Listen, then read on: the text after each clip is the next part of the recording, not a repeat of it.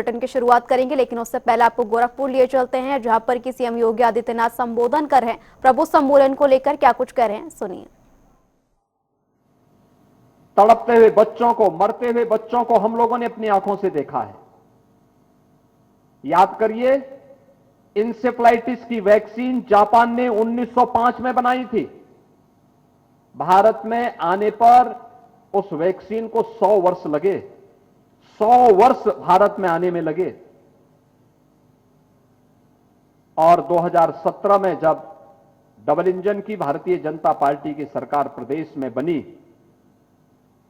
तब 40 वर्ष के बाद उस बीमारी के उपचार की दिशा में ठोस कदम उठाए गए और आज वह बीमारी पूरी तरह समाप्त हो गई। यही सीजन हुआ करता था जब इंसेफ्लाइटिस के खिलाफ हर परिवार में भय और दहशत रहता था कि पता नहीं कौन बच्चा इसकी चपेट में आ जाए, कौन दुर्भाग्यशाली होगा। और आज ऐसी कोई भय नहीं। आज तो हमारे यहां हर परिवार में अब इंतजार रहता है पर्व और त्योहार का। पर्व और त्योहार आएंगे, हम इस पर्व और त्योहार के साथ जुड़ेंगे। एक उत्सुकता होती है, एक उमंग होता है। हर परिवार एक नए सुबह के लिए, एक नए भोर के लिए इंतजार करता है, जिससे एक नया उत्साह उसके जीवन में आ सके। देश के अंदर आजादी के पहले से लेकर के 2014 तक केवल 74 एयरपोर्ट बन पाए थे। आज इनकी संख्या बढ़ चुकी है 160, यानी इन 11 वर्षों में यह संख्या बढ़कर के 160 तक पहुंच गई। एम्स कुल पहले 7 थे, आज इनकी संख्या बढ़कर के हो गई है 23, यानी एक बड़ी संख्या सेंट्रल यूनिवर्सिटीज और इंस्टीट्यूशंस 450 की संख्या में बने हैं। मेट्रो 230 किलोमीटर से बढ़कर के आज 1050 किलोमीटर से अधिक की मेट्रो लाइन बिछ चुकी है देश के अंदर। वेलफेयर की स्कीम के बारे में 4 करोड़ गरीबों को एक एक आवास इन 11 वर्षों में प्राप्त हो गया। 50 करोड़ लोग आयुष्मान भारत की सुविधा के माध्यम से 5 लाख रुपए की स्वास्थ्य बीमा का कवर प्राप्त कर रहे हैं। 10 करोड़ परिवारों को उज्ज्वला योजना का फ्री में कनेक्शन उपलब्ध हुआ। 11 करोड़ गरीबों के घर में शौचालय बन गए। यानी एक लंबी फेहरिस्त है, एक लंबी सूची है। पैसा था, अर्थव्यवस्था मजबूत हुई, तो वेलफेयर के दायरे को भी बढ़ाने में मदद मिली। गरीब कल्याणकारी योजनाओं को प्रभावी ढंग से आगे बढ़ाने में मदद मिली। भारत का जो सामाजिक सुरक्षा का कवरेज था, आजादी के बाद से लेकर के 2014 तक, यानी इन 65-68 वर्षों में इसका दायरा केवल बढ़ा था 19% और 14 से लेकर के अब इसका दायरा बढ़ा है 65% से अधिक। एक लंबी छलांग भारत ने लगाई है। अर्थव्यवस्था के क्षेत्र में लगाई है, इंफ्रास्ट्रक्चर के क्षेत्र में लगाई है।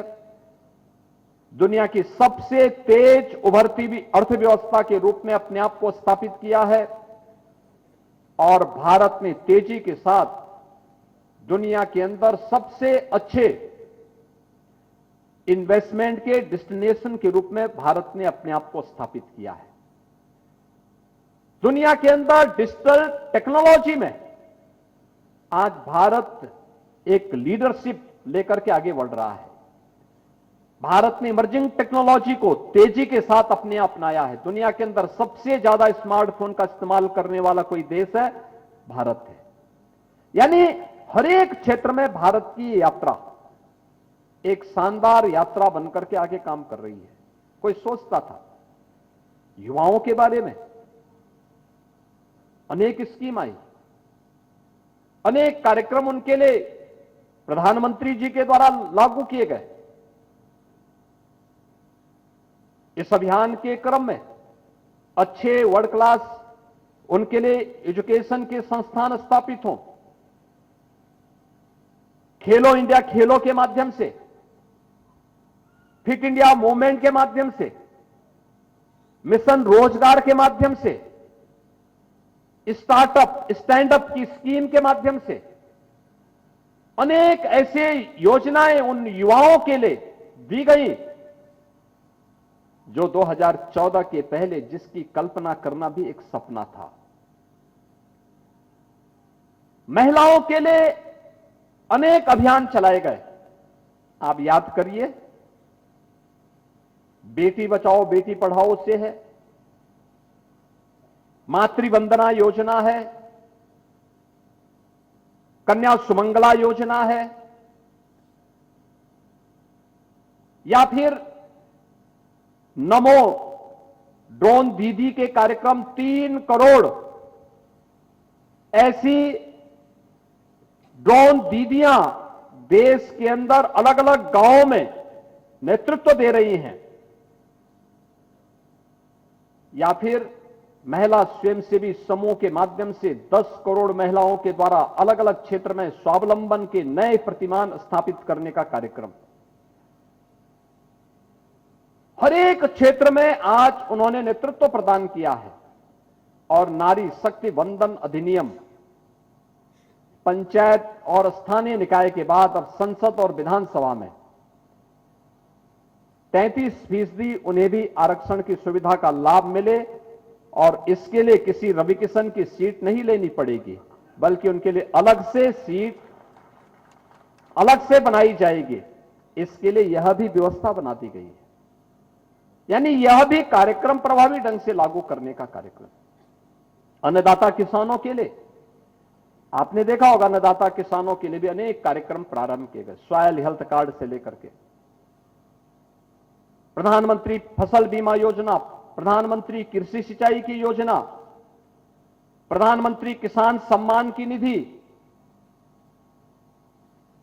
किसान के खेत में पानी पहुंचाया जा सके, इसके लिए तमाम प्रकार की उनके लिए अन्य महत्वपूर्ण योजनाएं, और हर अन्नदाता किसान को उसके उत्पाद का लागत का 1.5 गुना दाम प्राप्त हो सके, इसके लिए उनकी फसल को क्रय करने के लिए क्रय केंद्रों की व्यवस्था हो, मंडियों का सुदृढ़ीकरण हो, श्रमिकों के लिए अनेक प्रकार की स्कीम लागू की गई,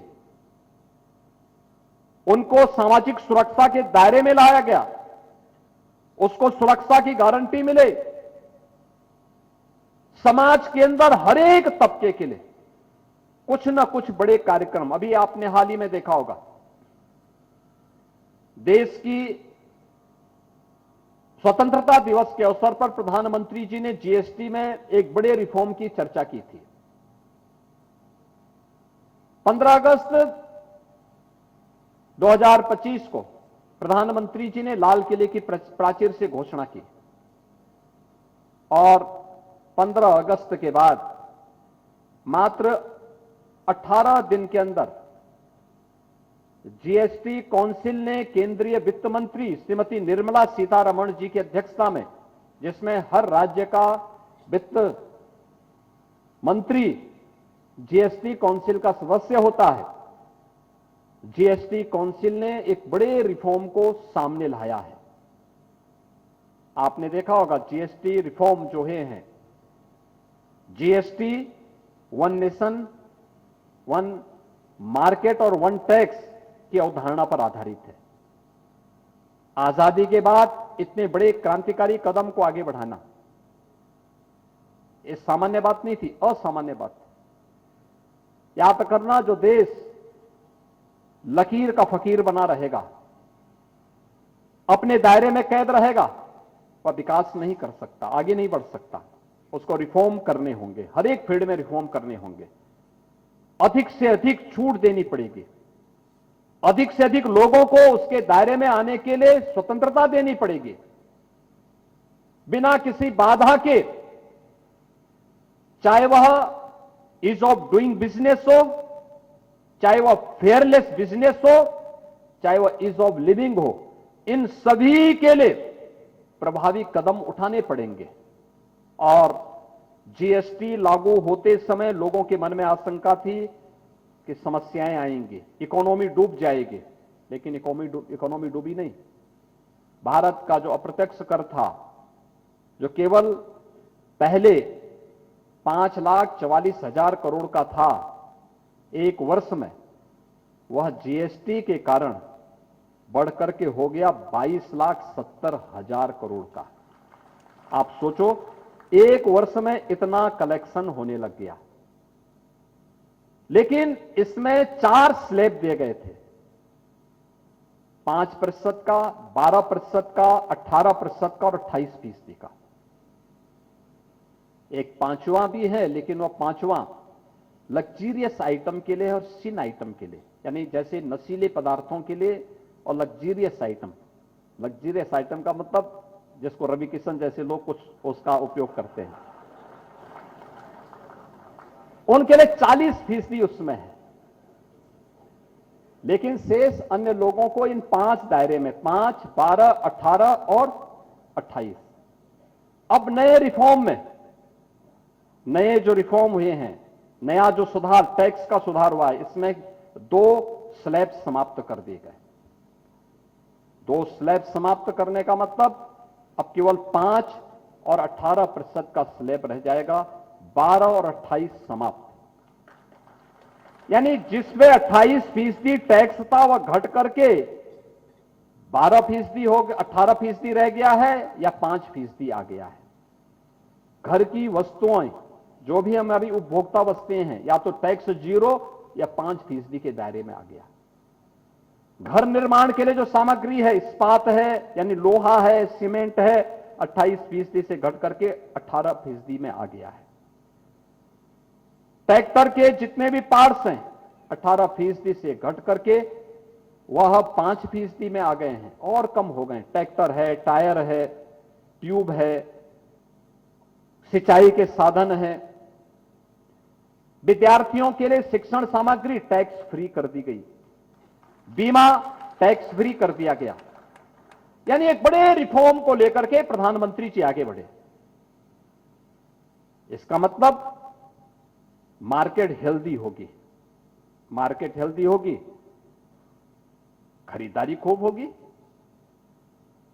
स्वाभाविक रूप से लोग टैक्स भी देंगे, कम पैसे में अच्छी खरीदारी करेंगे, लोगों के खरीद का दायरा बढ़ेगा, रोजगार का सृजन होगा और लोगों को नई नई चीजों का स्वाद लेने का आनंद भी होगा।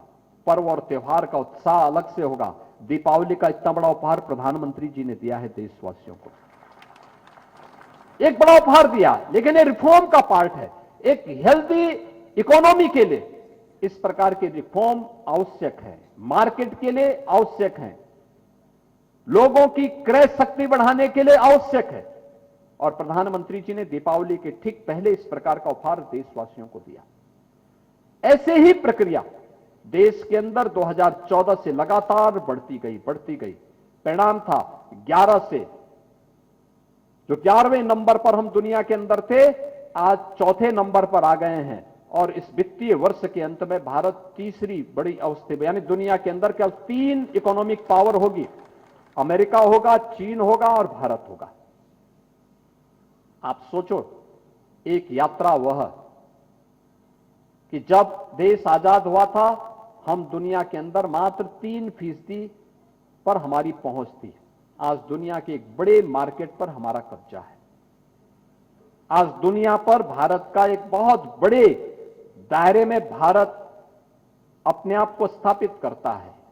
और आज की व्यवस्था में आप देखेंगे तो भारत के बगैर दुनिया का ध्रुवीकरण अत्यंत कठिन होता है। भारत अगर किसी एक ध्रुव के साथ चलता है तो दूसरे की श्वास फूलने लगती है, दूसरे की श्वास फूलती भी दिखाई देती है।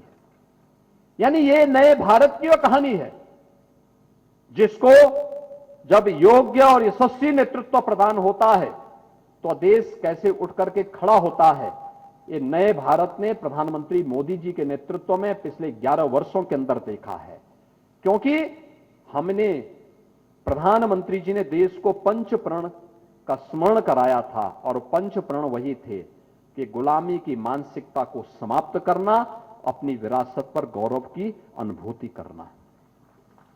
सामाजिक एकता पर बल है, तो अपने पूर्वजों के प्रति, अपने सैनिकों के प्रति कृतज्ञता का भाव भी है। और 5वें नंबर पर आता है, हर नागरिक का अपना कर्तव्य भी है। हर नागरिक अपने अपने कर्तव्यों का निर्वहन करने लग जाए तो फिर कोई समस्या ही उसके सामने नहीं, देश के सामने फिर कोई समस्या ही नहीं। क्योंकि देश का नेशनल कैरेक्टर बनना चाहिए। भारत विकसित होगा, ये केवल मोदी जी का अकेले संकल्प नहीं बनना चाहिए, 140 करोड़ भारतीयों का संकल्प बनना चाहिए। और प्रधानमंत्री जी के इसी संकल्प को अंगीकार करने के लिए हम लोगों ने उत्तर प्रदेश के अंदर इस संकल्प को आगे बढ़ाया और इस संकल्प के अनुरूप हम लोगों ने भी अपनी कार्य योजना बना करके एक विजन डॉक्यूमेंट को बनाने के लिए हम आज कार्य कर रहे हैं। उत्तर प्रदेश विधानसभा में आपने देखे होंगे 27-28 घंटे तक लगातार चर्चा होती रही। विधायिका में चर्चा हो, ये कठिन कार्य है, लेकिन उत्तर प्रदेश विधायिका ने करके दिखाया। विधायिका में चर्चा होने के उपरांत अब हम पब्लिक के बीच में आए हैं। आपने देखा होगा इस मंच पर समाज में नेतृत्व प्रदान करने वाला वह तबका है। कोई विश्वविद्यालय के कुलपति हैं, कोई पूर्व कुलपति हैं, कोई विश्वविद्यालय में प्रोफेसर हैं, कोई रिटायर्ड प्रिंसिपल हैं, कोई चैम्बर ऑफ इंडस्ट्रीज से जुड़े हुए हैं, कोई चिकित्सक है, कोई यानी अलग अलग फील्ड में जिन्होंने अपनी प्रतिभा के दम पर, बल पर, कोई अधिवक्ता है, यानी जीवन के अलग अलग क्षेत्र में जिन्होंने अपनी प्रतिभा का लोहा भी मनाया है और समाज को नेतृत्व प्रदान करने की सामर्थ्य भी वे लोग रखते हैं, वह भी यहां पर बैठा है। और हम लोगों ने भी यही किया। समाज का अगर बुद्धिजीवी तबका अगर समाज को नेतृत्व देने के लिए उठ खड़ा होता है तो दुनिया की कोई ताकत उस समाज को और उस देश को आगे बढ़ने से रोक नहीं सकती है।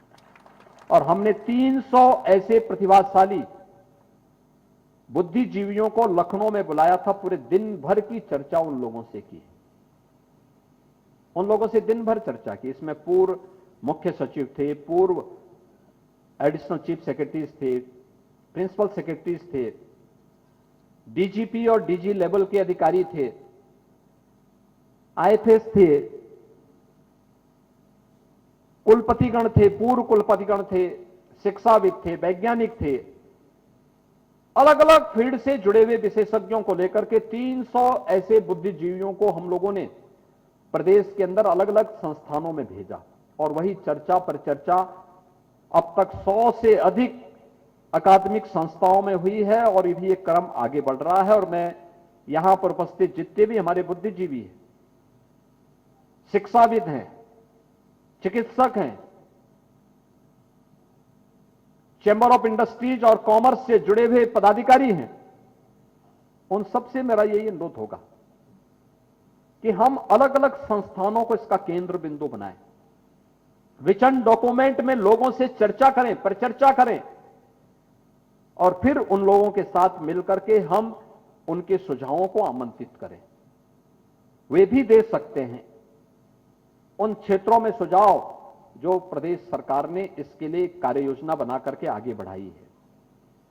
हमारी जब चर्चा होने लग गई, विधानसभा में चर्चा हुई, तो माननीय विधायकों की ही चर्चा परिचर्चा के दौरान जो विषय सामने आए थे उसके तहत हम लोगों की एक विशेषज्ञों की टीम वहां उनका अवलोकन भी कर रही थी। उनका सारा भाषण हम इकट्ठा कर रहे थे और फिर उस भाषण का अवलोकन करते हुए 12 सेक्टर हम लोगों ने तय किए। ये 12 सेक्टर जो अलग अलग सेक्टर में, शिक्षा के क्षेत्र में, स्वास्थ्य के क्षेत्र में, कृषि और जल संसाधन के क्षेत्र में, स्किल डेवलपमेंट और एम्प्लॉयमेंट के क्षेत्र में, इंफ्रास्ट्रक्चर के क्षेत्र में, सर्विस सेक्टर में, इमर्जिंग टेक्नोलॉजी के सेक्टर में, अलग अलग सेक्टर में क्या कुछ होना है। इसमें पर्यावरण को भी महत्व दिया गया है, अर्बनाइजेशन को भी इसके साथ जोड़ा गया है।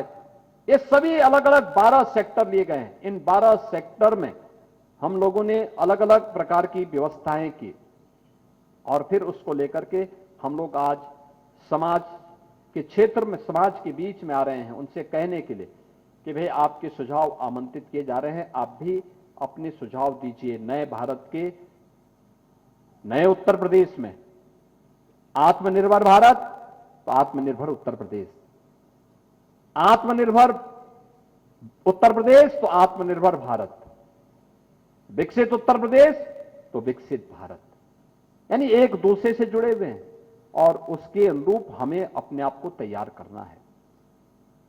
कैसे लाभ होता है, थोड़ा सा सोए हुए समाज को थोड़ा सा जगा दिया जाए, कैसे उठ खड़ा होता है। आपने उत्तर प्रदेश को देखा होगा, आप में से जितने लोग हैं, बहुत सारे लोग उत्तर प्रदेश के बाहर जाते होंगे, पहले भी जाते रहे होंगे। 17 के पहले कोई भी बाहर जाता था, अगर आपने उत्तर प्रदेश का नाम ले लिया और फिर गोरखपुर का नाम पहले ले लिया तो मान के चलिए कि अगला वाला व्यक्ति अगर आपके स्वागत के लिए उत्सुक भी थे तो उसको स्वयं देख करके ही निराशा होने लगती थी, अरे यार कहां से आ गए, उसके मुंह से शब्द निकलता था। और आज आप देश के अंदर कहीं जाइए, उत्तर प्रदेश का नाम लीजिए, सामने वाले के चेहरे पर एक चमक आ जाएगी, चमक आ जाएगी।